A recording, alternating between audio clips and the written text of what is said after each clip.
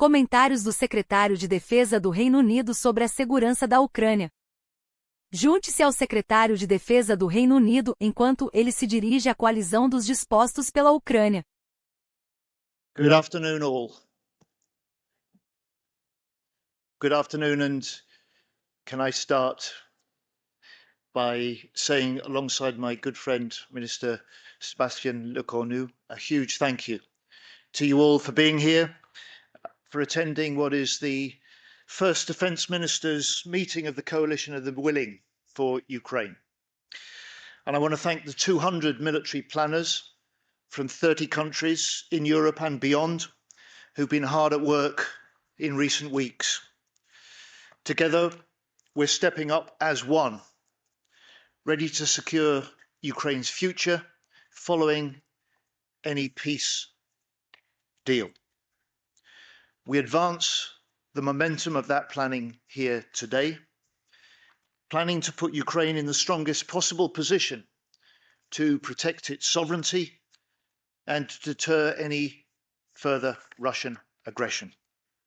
And while today's discussions will be private, our planning is real and substantial. Our plans are well developed, and we have clear objectives for Ukraine. First, to secure safe skies. Second, to secure safe seas. Third, to support a peace on the land.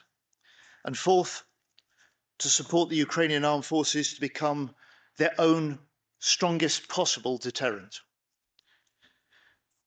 Our reassurance force for Ukraine would be a committed and credible security arrangement to ensure that any negotiated peace does bring what President Trump has pledged, a lasting peace for Ukraine. And we will hear in a moment from our UK and French Chiefs of Defence, Admiral Tony Ranakin and General Thierry Boucard, who together have led this work. They will give us an update on the military planning. And we will focus on how operational planning of the coalition could work and how we make sure that we're fully prepared for the moment a peace agreement is reached. But we cannot jeopardize the peace by forgetting about the war, and the daily reality for millions of Ukrainians continues. Drone attacks, missile strikes, brutal fighting on the front line. So we must put more pressure on President Putin to end his war. And we must step up our support for Ukraine, both in the fight and in the push for peace. That's why I'm grateful that so many of you who are here today will also be here tomorrow for the meeting of the Ukraine Defence Contact Group, when we will pledge more military support to bolster Ukraine on the battlefield.